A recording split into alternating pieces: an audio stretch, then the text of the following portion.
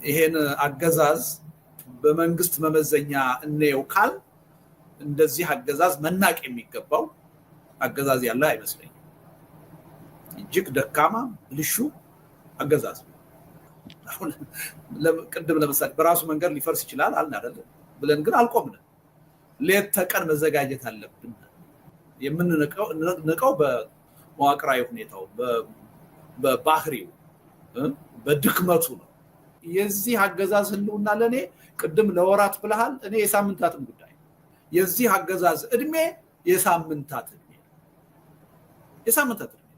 ከዚህ አገዛዝ የተሻለ ጥንካሬና ማህበራዊ መሰረት አላቸው የሚባሉ በርካታ አገዛዞች በተወሰኑ ሳምንታት የህዝባዊ አመፅ ከስልጣን ወርደው ብዙ አመት በስልጣን ላይ ይቆዩ።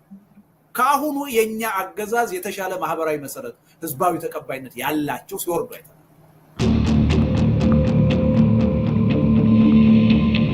መናቅ አይደለም፣ ፕሮፐርሊ ማጥናትን ማጤንና መገንዘብ ነው። የተናገርን ያለው ነገር በዳታ እኮ የተደገፈ ነው። እኛ እያልን ያለነው እኮ የእናት መቀነት የተባለው አይኤምኤፍ ከበተ ያተርፈናል፣ ተረፍን፣ የምስራች ሀገራችን ብድር አገኘች የተባለለት አይኤምኤፍ ያለውን ነገር ነው እየተናገርን ያለነው። this is not underestimating. This is actually facing up to the facts. የቱ ነው የተጋነነው? የኢኮኖሚ ውድቀቱ ነው የተጋነነው?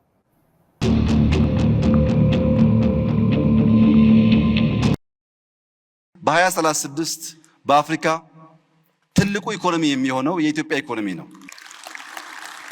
ይሄን ለማመን የሚቸገሩ በርካታ ሰዎች እንዳሉ እገምታለሁ። አልፈርድባቸውም። ለምን? ፕራግማቲክ አይደሉማ። አሁን ካለው ዓለም ጋር ራሳቸውን ለማስተማር ዝግጁ አይደሉም። ያ ባይሆን ኖሮ ዲጂታል 2025 ስንል ኢሉዥን ነው ያሉ ሰዎች ኢትዮጵያ ውስጥ 55 ሚሊዮን ሰው ቴሌብር ይጠቀማል ሲባል ሲሰሙ በጣም አስደናቂ ነገር ነው። ፋይዳ የሚባል ዲጂታል አይዲ የዛሬ 5 ዓመት 10 ሰው የሌለው ዛሬ 30 ሚሊዮን ሰው አለው ሲባል ተአምር ነው። 5 ሚሊዮን ኮደርስ ኢትዮጵያ ውስጥ እንፍጠር፣ ታለንት ላይ ኢንቨስት እናድርግ ብለን 2 ሚሊዮን ገደማ ማሳካታችን ሚራክል ነው። 2 ሚሊዮን ሰው በሚቀጥለው 3 ዓመት 2 ዓመት 5ቱን ካሳካን የብዙ አፍሪካ ሀገር ፖፑሌሽን 100% ሰው ዲጂታሊ የሆነ ነገር ማድረግ የሚችል ፈጠርን ማለት ነው። ለዚህ ነው በአፍሪካ አንደኛ ምን ሆነው ነገ ላይ ኢንቨስት አድርገን ነው። ዛሬ ባለው ሁኔታ ብቻ አይደለምና ተባብረን ኢትዮጵያን ከድህነት የምናወጣ ከችግር የምናወጣ መልኳን ውበቷን የምንገልጥ ሰርተን በታሪክ የምንታወስ ሰዎች እንድንሆን በመደመር እሳቤ በጋራ ሀገራችንን እንድናለማ አድራላችሁ ፈልጋለሁ።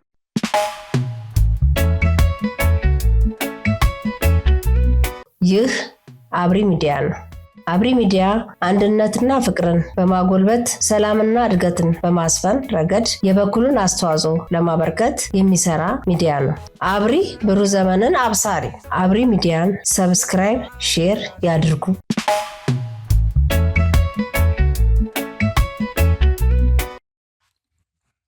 ሰላም ጤና ይስጥልኝ። የአብሪ ሚዲያ አድማጭ ተመልካቾቻችን ሰላማችሁ በያላችሁበት ይብዛ። ሰላም፣ ፍቅር፣ አንድነት በያለንበት ለሁላችንም ከቤተሰቦቻችን፣ ከወንድሞቻችን፣ ከሀገራችን ልጆች እንዲሁም በዓለም አቀፍ ደረጃ እነዚህ ሰላምና ፍቅር፣ አንድነት አይለዩን። እንግዲህ በውጭ ለምትኖሩ ኢትዮጵያውያኖችም ሆነ ያው ደግሞ ለሌሎችም ወንድሞቻችን እንኳን ለ2026 የፈረንጆች አዲስ ዓመት አደረሰን ማለት እንፈልጋለን። በአብሪ ሚዲያ ስታፍ ስም 2026ን ያው አገራት በተስፋ ተቀብለው ብዙ ቦታ ያው ርችት ሲፈነዳ ደስታቸውን ሲገልጹ በኢቭም በበዓሉ ዕለትም አይተናል እና እኛም ሀገር ቢሆን ሁልጊዜ አዲስ ዓመት ሲመጣ አዲስ ተስፋ መጸነስ፣ ስለ አዲስ ተስፋ ማሰብ እና ጥሩ እቅድ አውጥቶ እነዛ እቅዶች ስኬታማ እንዲሆኑ መነሳሳት ያስፈልጋል። ለዚህ ደግሞ ሁልጊዜም ሰላም ያስፈልጋል፣ በአንድነት መቆም ያስፈልጋል፣ መተባበር ያስፈልጋል፣ ጽናት ያስፈልጋል። ግን በሀገራችን ያው እንዳለመታደል ሆኖ እንዳለመታደል ስል ያው ጥቂቶችን ለምንድን ነው ግን ጥቂቶችን አለመታደል የምለው? ያው ጥቂቶች አብዛኞቻችን የታደልነን አገራችን ብዙ እድገት እያስመዘገበች ብዙ ተስፋ ሰጪ ድርጊቶችን እየከወነች ትገኛለች። በሁሉም መስክ፣ በኢኮኖሚው፣ በዲፕሎማሲው፣ ሰላምን በማስፈን ረገድ እና ይሄ በዚህ እንዳለ ግን ጨለምተኛ የሆኑ ሰዎች 2026 ላይ ይሄ ጨለምተኛ የሆነ ስሜታቸው ሳይለቃቸው ከቅዠታቸው ሳይነቁ አሁንም 2026 በጠዋት ወጥተው በጃንዋሪ 1 ላይ ወጥተው መንግስት እንጥላለን፣ ይሄ መንግስት በሳምንታት ዕድሜ ይወድቃል ይሉናል። ይወድቃል፣ የሽግግር መንግስት ይመሰረታል፣ ለህዝባዊ እምቢተኝነት ይሄን መንግስት ከጥቅም ውጭ ያደርገዋል በሚል ቅዠት ከተለከፉ ፖለቲከኞች ውስጥ እንግዲህ በዋነኛነት የምታውቋቸው ጀዋርና ልደቱ ናቸው። ያው ልደቱ በአንደኛ ተራ ቁጥር በአንደኛ ደረጃ ነው። ይሄ የልደቱን ሪከርድ የሚሰብር የለም መቼም፣ ወደፊትም የሚሰበር አይመስለኝም። ጀዋር ደግሞ በሁለተኝነት ይከተላል እና ልደቱ ከዚህ በፊት በ45 ቀን መንግስት የሚጥል ፕሮጀክት ነድፍ ያለው እና ይህን ፕሮጀክት ተግባራዊ አድርጉ በ45 ቀን በቃ ይህን መንግስት እንጥላለን ብሎ ነበር። 45 ቀኑ አልቋል። አሁን ደግሞ 2026 ጃንዋሪ 1 ላይ የመጀመሪያው ቀን ወጣና ምን ይላል? እናንተ ምን በሳምንታት ዕድሜ ይወድቃል፣ የተዳከመ መንግስት ነው፣ በጸጥታው፣ በኢኮኖሚ፣ በሁሉም ዘርፍ የተዳከመ ነው እና ይወድቃል ይላል። እንዴት ነው ሰው ከቅዠቱ የማይነቃው? እና እስቲ እንደው የልደቱን ቅዠት እንስማና በዛውም እኛ የሀገራችንን እድገት የምንገልጽበት እናደርገዋለን። ባይዘው ተስፋዋን የወደፊት ለዜጎች ያለው ብሩህ ህይወታችንን ብሩህ መንገዳችንን እናይበታለን። ለነሱ የማይታያቸውን ሁልጊዜ አሁን እንደውም ብዙ ሰው ብዙ ቀና ለኢትዮጵያ ቀና ኢትዮጵያውያን እነ ልደቱን የመሳሰሉ ሰዎች ከሚሉት በተቃራኒ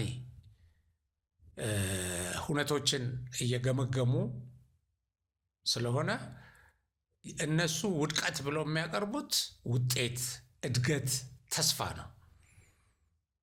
እነሱ ተስፋ የለም አልቋል እንዲህ እናደርገዋለን የሚሉት እውነቱ በተቃራኒው ነው።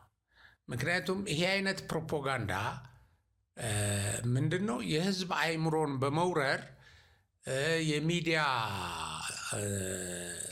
አማራጮች ላይ በብዛት በመሄድ ኔጌቲቭ ነገር በማውራት የሌለ ስዕል በመስጠት ህዝብን ወደሆነ መንገድ መምራትና አለን ለማለት በቃ ዝም ብሎ አለን ለማለት እየታገልን ነው ለማለት የሚቀርብ እና አንዳንዴ የህዝብን አስተሳሰብ ከትክክለኛው መንገድ ወዳልሆነ አቅጣጫ በመውሰድ ተስፋ ማሳጣት፣ ከመንግስት ጋር ከሌሎች ተቋማት ጋር ያለውን ትስስር ለዛ የሚያደርገውን ትብብር ለመናድ የሚደረግ ነው እና ይሄ ፍሉዲንግ ዘ ሚዲያ ኤሪያ የሚለው ይሄን የመውረር ነው። ለምን ሪፖርት ሲደረግ ይሄ ተገኝቷል። ያው እንደምታውቁት አሁን ባለፈው ስለ ዲፕሎማሲ ተነገረ፣ ኢኮኖሚያችን በምን ደረጃ ላይ ነው ያለው የሚባል ተነገረ። ኖ አሁን ያለው በተቃራኒ ነው። መከላከያ ሰራዊታችን ጥንካሬው ምን ይመስላል የሚለው ታየ። አሁን እነሱ የለም ይሄ የተዳከመ ስለሆነ በአጭር ጊዜ በቃ በሳምንታት ውስጥ ይሉናል። ይሄን አገዛዝ በመንግስት መመዘኛ እንየው ካል እንደዚህ አገዛዝ መናቅ የሚገባው አገዛዝ ያለ አይመስለኝም። እጅግ ደካማ ብልሹ አገዛዝ። አሁን ቅድም ለምሳሌ በራሱ መንገድ ሊፈርስ ይችላል አልን አይደል ብለን ግን አልቆምንም። ሌት ተቀን መዘጋጀት አለብን። የምንነቀው በመዋቅራዊ ሁኔታው በባህሪው በድክመቱ ነው። የዚህ አገዛዝ ህልውና ለኔ ቅድም ለወራት ብለሃል፣ እኔ የሳምንታትም ጉዳይ። የዚህ አገዛዝ እድሜ የሳምንታት እድሜ ከዚህ አገዛዝ የተሻለ ጥንካሬና ማህበራዊ መሰረት አላቸው የሚባሉ በርካታ አገዛዞች በተወሰኑ ሳምንታት የህዝባዊ አመጽ ከስልጣን ወርደዋል። ብዙ አመት በስልጣን ላይ ይቆዩ። ከአሁኑ የኛ አገዛዝ የተሻለ ማህበራዊ መሰረት፣ ህዝባዊ ተቀባይነት ያላቸው ሲወርዱ አይተናል። ልደቱን አዳመጥ ነው አይደል? አሁን እንደዚህ እያለን ነው። አሁንም ቅዠት። ከአመት ዓመት ሰው እንዴት አይለወጥም? ዝም ብሎ በቅዠት ውስጥ እንዴት ይኖራል? እና ይሄ ያዳቆነ ሰይጣን የሚባለው አይነት ነው። እና ያዳቆነ የሽግግር ሱስ በቃ የህይወት ዘመንን ሳይጨርስ አይለቅም አይነት ነው አሁን ልደቱ ላይ የሚታየው። ምን አለ አንተ አሁን በአዲስ ዓመት እንደው ፍቅረኛ እንኳን ለመያዝ የሆነ ጓደኛ ለመያዝ ብትሞክር። አሁን ባለፈው እኮ ሲነግረን ምን አለ? ጤናዬን አጥቻለሁ፣ እኔ ትዳር አልመሰረትኩም። ለእኛ ሲል ትዳር እንዳልመሰረተ። ፍቅር ከሌለ ከየት ነው ትዳር የምትመሰረተው? ፍቅር እኮ ያለው ሰው በአስከፊ ጦርነት ውስጥ በውስብስብ ችግር ውስጥ ሆኖ የፍቅር ጓደኛ ይዛል እኮ። አንዱ እንደውም የፍቅር ትልቁ ጥንካሬው መሰናክል በበዛበት ወቅት ልቡ አፍቃሪ ሆኖ መምጣቱ ነው። ብዙ ሰዎች እንደዚህ ባለ በአስቸጋሪ ሁኔታ ውስጥ የፍቅር ህይወት መስርተዋል። እንደው መቼም አንተ ከሀገር የተሰደድኩ እንዲሆንኩ እንደው በፈተና ውስጥ ነኝ ያለሁት፣ ሁልጊዜ የማስበው ስለ እናንተ ነው፣ ሁልጊዜ መንግስት እንዴት እንደምገለብጥ እና በህዝባዊ አመፅ ሀገረ መንግስት ንጄ የሽግግር መንግስት እንዴት አቋቁማለሁ፣ ይሄን ካልኩሌሽን ስሰራ ብቸኛ ሆኜ ኖርኩ። እንዴ ይሄ ነገር እኮ ይሄ ሰብእና እኮ ስቧቸው የፍቅር ጓደኛ እኮ ልታገኝ አላማ ጥሩ ቢሆን በዚህም እኮ ሊተሳሰሩ ይችሉ ነበረ ሰዎች። ግን ሁልጊዜ ሰቆቃ የምታወራ ሰው፣ ሁልጊዜ የምታለቅስ እና ሁልጊዜ የህዝብን ተስፋ በተቃራኒው እያመጣህ ተስፋ የምታጨልም ሰው ነህ። እርግማን ነው፣ እርግማን ነው። እና ቀላል ነው፣ አልቆለታል፣ ደካማ ነው፣ እስካሁንም የቆየው በእኛ ድክመት ነው ትለናለህ እየወጣ። እንደገና ደግሞ ተባብረናል፣ አሁን ድሮ የነበረንን ልዩነት ሁሉ አስወግደን ተባብረናል ትለናለህ። እዚሁ ቃለ መጠይቅ ላይ ደግሞ እንዲህ ተባብረናል፣ በቃ ጥሩ ሁኔታ ላይ ነን ያለ ነው፣ በዚሁ ከቀጠልን ያው ሳምንታት ይበቁናል ይለንና ቀጥሎ ደግሞ ኢትዮጵያ ውስጥ ያለው የፖለቲካ ትልቁ ችግር ይላል የኛ የፖለቲከኞች ባህል ነው፣ የኔ ሀሳብ ብቻ ነው ልክ ነው ምንል ነን ይላል። ታዲያ እሱን አይደል እንደኛ የምንለው? እስቲ ራስህ ንገረን እሱን ችግር። አሁን በጣም አበረታች የሆነ ተነሳሽነት ነው እያየን ያለ። ሁሉም በተናጠል ትግል አድርጎ የትም ሊደርስ እንደማይችል፣ ቢደርስም ዘላቂ ውጤት ሊያመጣ እንደማይችል ተገንዝቧል። ሁሉም ራሱን ብቻ ተጠቂ አድርጎ ሌላውን እንደተጠቃሚ ማየት የትም እንደማያደርስ ተገንዝቧል። ሁሉም የችግሩ ሰለባ እንደሆነ፣ ችግሩ እንደሚመለከቱ፣ ጥቃቱ እንደሚመለከቱ ተገንዝቧል። ሁሉም በተናጠል ሄጄ የትም አልደርስም፣ ይሄን አገዛዝ ጥዬ ዘላቂ የሆነ አስተማማኝ ለውጥ ማምጣት ካለብኝ ተባብሬ መታገል አለብኝ የሚል የጠነከረ አመለካከት ተፈጠረ። እኛ በውይይት በድርድር ማናምን፣ በሰጥቶ መቀበል ማናምን፣ የኔ ብቻ መንገድ ትክክል ነው የምንል መሆናችን ነው። እኛ በውይይትና በድርድር ችግርን ከመፍታት ይልቅ በጠበንጃ በማሸነፍ በማሳመን ብቻ እንፈታለን የሚል የተበላሸ የፖለቲካ ባህል ስላለን የዚህን የፖለቲካ ባህል ችግር ተረድተን ወደ ሰጥቶ መቀበል፣ ወደ ውይይት፣ ወደ ድርድር ፖለቲካ ከመጣን የማይፈታ የማይታረቅ ቅራኔ ያለ ማለት አይደለም። ይሄ ችግር አለብን ይላል እና ይሄ ችግር ከቀጠለ ለውጥ አናመጣም። ይሄ ችግር እኮ ስለቀጠለ እየነገርከን እኮ ነው አንተ። ከሽግግር መንግስት ውጪ አማራጭ የላትም እች ሀገር ማለት እኮ ሌላውን አማራጭ ዝግ ማድረግ ነው። በቃ ይሄ የዚህ መገለጫ ምሳሌው እኮ አንተና ጀዋር ናቸው። የአብይ መንግስት ካልወደቀ መፍትሄ ለምን ምርጫውን ለህዝቡ አትተውለትም? እና የፖለቲከኛዎቻችን ችግር ነው የኔ መንገድ ብቻ ነው ልክ እንል። አዎ ልደቱ አንተ በህዝባዊ እምቢተኝነት ይሄን መንግስት ከመጣል ውጪ አማራጭ የለንም ትላለህ። ይሄ ነው ይሄን ችግር ማሳያ አንተና ጀዋር ናቸው። ኦኬ አሁን ይሄንን ይልና ጥሩ ጋዜጠኛ ነው ማለት መጠየቅ ያለበትን ጠይቋል እላለሁ። መናቅ አይሆንም ወይ? አሁን ይሄ መንግስት ቀላል ነው እንደዚህ እንጥለዋለን ማለት መናቅ አይሆንም ወይ የሚል ጥያቄ ያነሳል። የምትታገለውን ጠላት መናቅ አይሆንም ወይ? ደካማ አገዛዝ ስትሉ ፕሪዘምፕሽኑ ቅድም ያልከው አት ኤኒ ታይም ከእንቅልፍ ስንነቃ ፈርሶ ወይ ላያችን ላይ ፈርሶ ልናገኘው እንችላለን ስትሉ ይሄ ሲበዛ በጣም አገዛዙን ወይም ጠላትን መናቅ አይሆንም ወይ የሚል ጥያቄ ነው የሚሆነው እና ከእንትኑ ጋር እያይዘህ ትመልስልኛል በኋላ። ጀዋርም ያው ዞሮ ዞሮ አልቸኮለም ወይ መብላቷን ሳታውቅ እጇን ታጠበች የሚለውም ዞሮ ዞሮ ከዚህ ጋር የሚያያዝም ስለሆነ መናቅ አይሆንም። ግን የምትንቀው ነው። ግን ይሄ መንግስት እውነት ነው። ይሄ መንግስት እንደምትለው እንዲገፋ ስታደርገው የሚወድቅ ነው። አንዴ ራስህም ተናግረሃል። ግን እሱን ተውና ግን እውነቱ ይሄ ነው ወይ? እውነቱን አንብባችሁ ነው ወይ የምትሉት? እና ይሄን ሲጠይቀው ጀዋር ደግሞ ይወጣና ይሄ ምን መናቅ ነው? መሬት ላይ ያለ ነገር ነው። አንዱ ውድቀቱ በኢኮኖሚ ነው ይላል።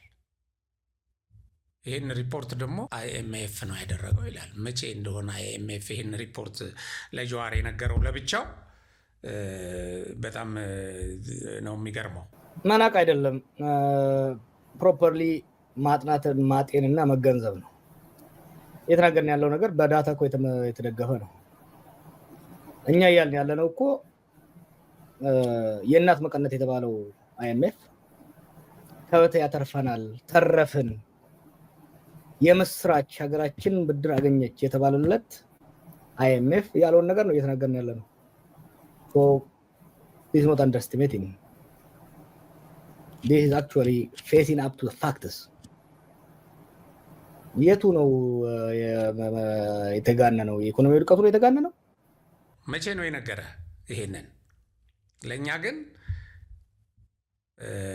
የአይኤምኤፍ ሰዎች መጥተው ኢትዮጵያ ተስፋ ሰጪ ጉዞ ላይ ነች ያለችው ነው ያሉን።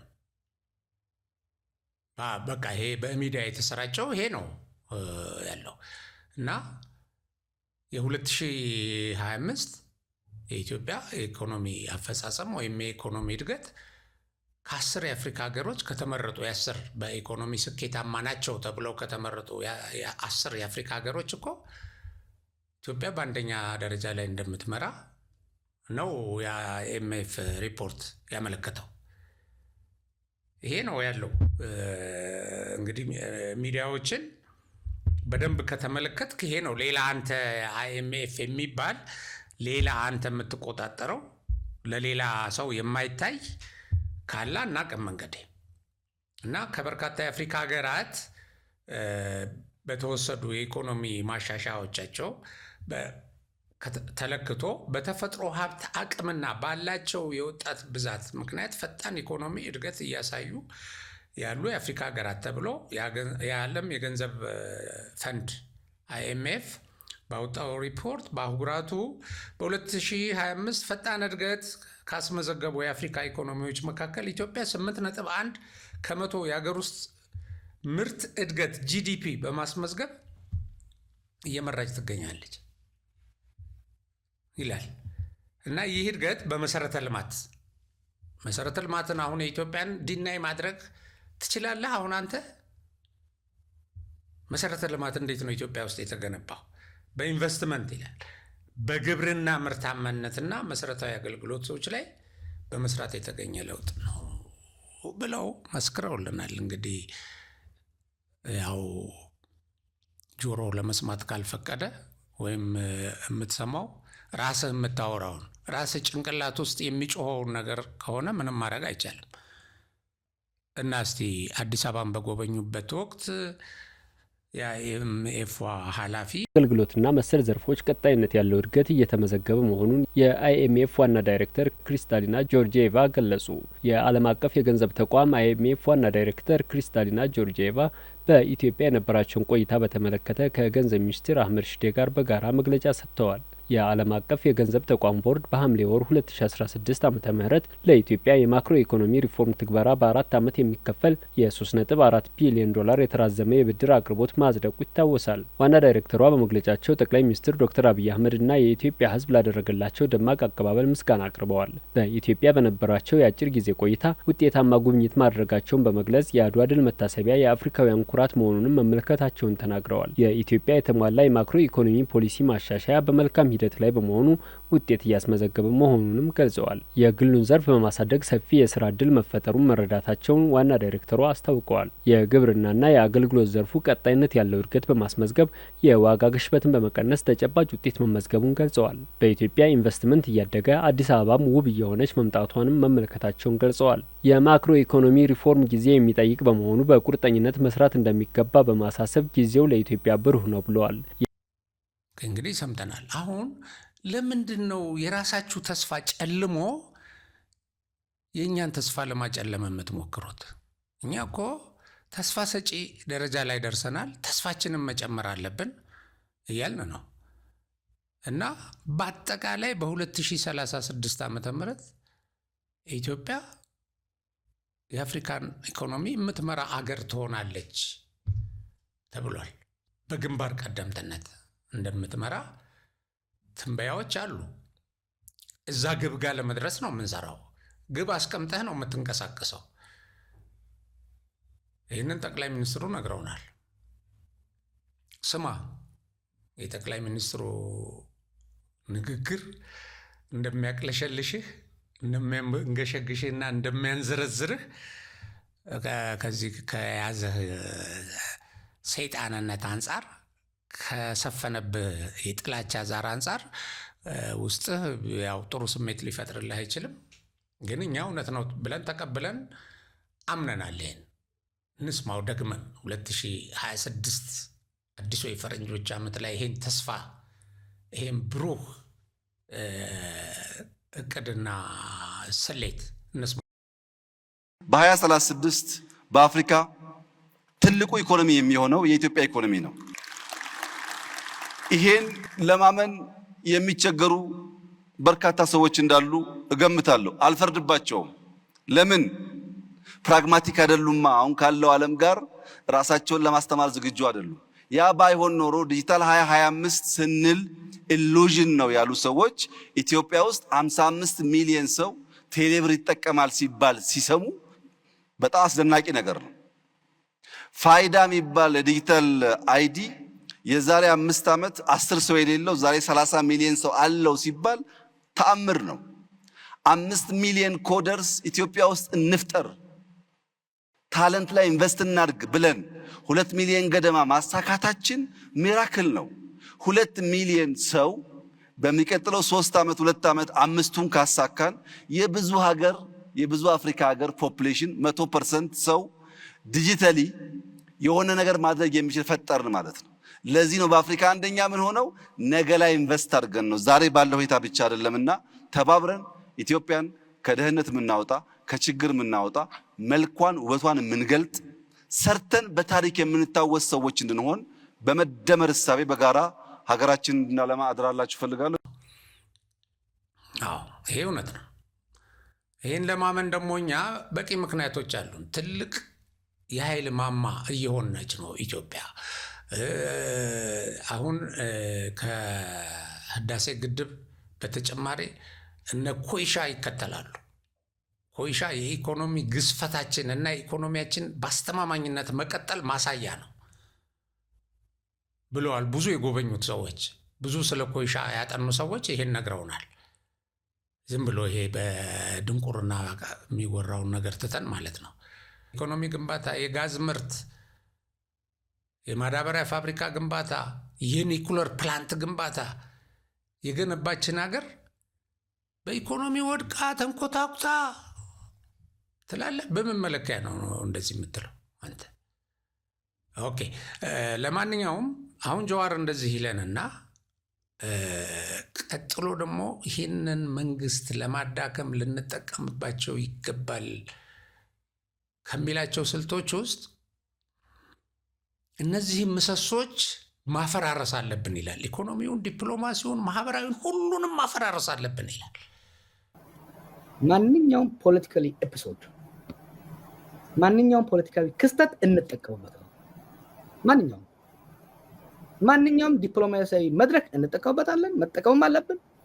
ማንኛውም ማህበራዊ መድረክ እንጠቀምበታለን፣ መጠቀምም አለብን። ትግል ሲባል ሁሉን ነገር የምትተው አይደለም። የስርዓት ምሰሶዎች የምንላቸው አሉ። ኢኮኖሚ ምሰሶ፣ የጸጥታ ምሰሶ፣ ማህበራዊ ምሰሶ፣ ስልጣኑ ጉልቻዎቹ ማለት የስልጣን ጉልቻዎች። እነዛን ጉልቻዎች የትኛውንም ሁሉም ኮንቴስት መሆን አለበት። በአገዛዙ ሞኖፖሊ ስር አገዛዙ ብቻውን የሚጫወትበት ማንኛውም የስልጣን ጉልቻዊ ምሰሶ መኖር የለበትም። አያችሁ፣ ይሄን ሰይጣናዊ መልእክት ባይሳካለትም ምኞቱን በቃ ለኢትዮጵያ የሚመኘው ይሄን ማፈራረስ አለብን። እኔ ኦፖርቹኒቲ ተጠቅመን ማፈራረስ አለብን። በሌላ በኩል በኢኮኖሚ ቀጭጨናል ይለናል፣ በዲፕሎማሲ ኮስምነናል ይለናል። ከዛ ደግሞ ምን ይላል? ማውደም አለብን ይሄን ደግሞ ይላል። ይሄን ምሰሶ መናድ አለብን እንዳያንሰራራ አድርገን ይላል። ለምን? እሱ የሽግግር መንግስት እንዲመሰረት እሱ ስልጣን ላይ እንዲወጣ ይህን የሚመኝ ሰው ነው። ያው በዚሁ ስለ ኢኮኖሚ መድቀቅ በነገረን እንትን ላይ ኢትዮጵያ ትልቅ የዲፕሎማሲ ኩስመና ደርሶባታል እያለ እየደጋገመ ነው የሚናገረው። የቱ ነው የተጋነነው? የኢኮኖሚ ውድቀቱ ነው የተጋነነው? የጸጥታ መፈረካከሱ ነው የተጋነነው? የዲፕሎማሲ አይሶሌሽን? ዛሬ የአብይ ብቸኛ የውጭ ዲፕሎማሲ ድጋፍ ኤምሬት ነች። this for first time in Ethiopian history። ሰው ቆይን ማጋነን እኮ አይደለም ሞገስ። በመንግስቱ ጊዜ እኮ የኢስተርን ብሎክ አብሮት ነበር። በንጉሱ ጊዜ ኢስትም ዌስትም፣ በመለስም ጊዜ ኢስትም ዌስትንም ያጫውቱ ነበር። አሁን ኤምሬት ብቻ ነች። እነሱ ራሱ ነጋዴዎች ስለሆኑ ኮስት ቤኔፊት ካልኩሌት እያደረጉ ነው። ዝርዝር መግባት አልፈልግም እንጂ they don't want to put all their eggs in one basket። አሁን ካልኩሌት እያደረጉ ነው። እየደጋገመ የሚናገረው የህንዱ ፕሬዝዳንትም የህንዱ ጠቅላይ ሚኒስትርም መጥተው ኢትዮጵያ ውስጥ መጎብኘታቸውን ማለት ላያ ይችላል፣ አይኑን ሊጨፍን ይችላል፣ ወይም ለሚዲያም ጆሮውን ሊደፍን ይችላል። ግን እንደዛ በሆነበት ጊዜ የትልልቅ አገራት መሪዎች ኢትዮጵያ ውስጥ መጥተው ጎብኝተው ከኢትዮጵያ ጋር መስራት እንደሚፈልጉ ገልጸው የሲንጋፖር፣ የማሌዥያ፣ የኢጣሊያ፣ የፈረንሳይ በወታደራዊ መስክ በዲፕሎማሲው መስክ ከኢትዮጵያ ጋር ትብብር እንደሚያደርጉ በገለጹበት የ2026 የአዲስ ዓመት ዋዜማ ላይ ይህን ገልጸው ኢትዮጵያ በዲፕሎማሲ ኮስምናለች ትላለህ። ኢትዮጵያ እኮ በዲፕሎማሲ እንዳትኮሰምን የሚያደርጋት አሁን የደረሰችበት የከፍታ ማማ ነው። የህዳሴ ግድብን ሰርታ ማጠናቀቋ የኢትዮጵያ ዲፕሎማሲ ከተለማማጭነት ወደ ሰጥተው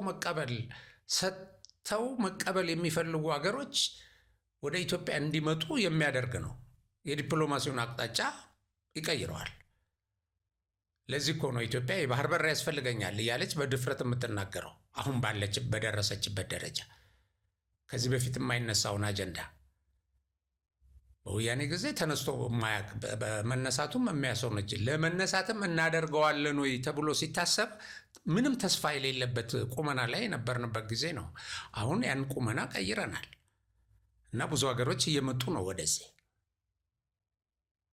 በውትድርና ከኢትዮጵያ ጋር እንሰራለን እኮ ብለው በቅርብ ጊዜ መግለጫ የሰጡት የአሜሪካው የአፍሪካ የመከላከያ ወታደራዊ አዛዥ ናቸው። አልሰማም? አንተና ልደቱ አልሰማችሁም? እና የኢትዮጵያ ጸጥታ ተቋም ተዳክሟል በቀላሉ። እንዴት ነው የሚዳከመው? በምን ካልኩሌሽን ነው?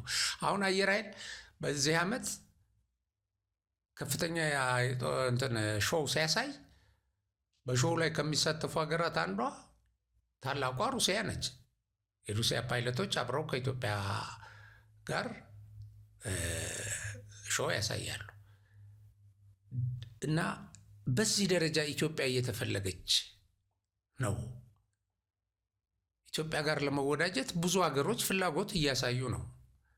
ይህን በድምፅ እየተናገሩ ነው በግልጽ ወጥተው። አንተ አሁን አቡዳቢ ብቻ ነች የአብይ የዲፕሎማሲ ወዳጅ ስትል አይሰቀጥጥህም እንዴ? ማን ነው የሚሰማኝ ብለህ ነው የምታስበው?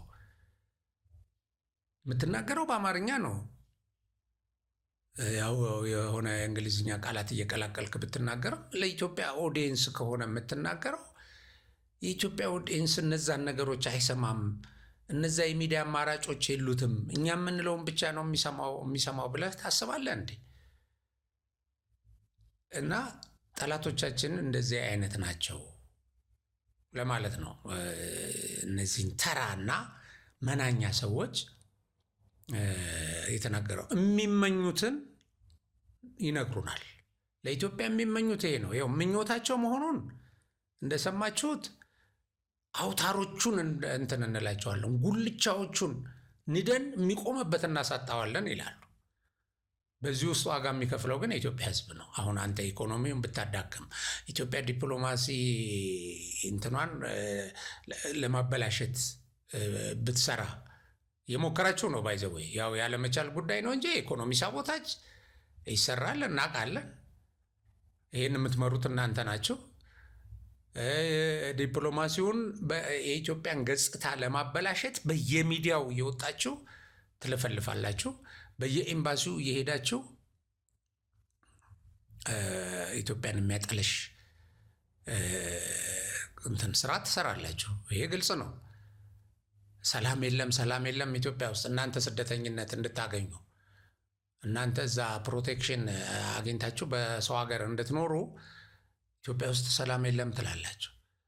እና ሰላም የለም የሚሉን እነዚህ ሰዎች ግን ሰላም የሚመጣው ይሄ መንግስት ሲወገድ ነው እና የሽግግር መንግስት ሲቋቋም ብቻ ነው ይላል ሰላም የሚመጣው። እና የታጠቀውም ኃይል ያልታጠቀውም ሄዶ ይሄ መንግስት ከጣለ በኋላ ሰላም ይመጣል ይላል። የታጠቀው ኃይል ፍላጎቱን በኃይል ሊጭን እየታገለ አይደለም እንደ ያለው። ከዛ በኋላ እሱ የታጠቀው ኃይል ስርዓተ መንግስቱን ገርስሶ አዲስ አበባ ገብቶ ስልጣን የሚሰጥህ ይመስልሃል? እንደዚህ ነው። አሁን ኢትዮጵያ ራስህ እኮ ገልጸዋል። እኛ የኔ ሀሳብ ብቻ ነው ልክ የምንል ሰዎች ስለሆን አንስማማም እኮ ብሎ ልደቱ በዚሁ ቃለ መጠይቁ ገልጾልናል። እና የታጠቀ ኃይልም ይህን መንግስት ለመጣል ያግዘናል። ግን አንድ የታጠቀ ኃይል ሾልኮ ግን ይህን ስልጣን ቢይዝ ደግሞ አደገኛ ነው ይላል ልደቱ።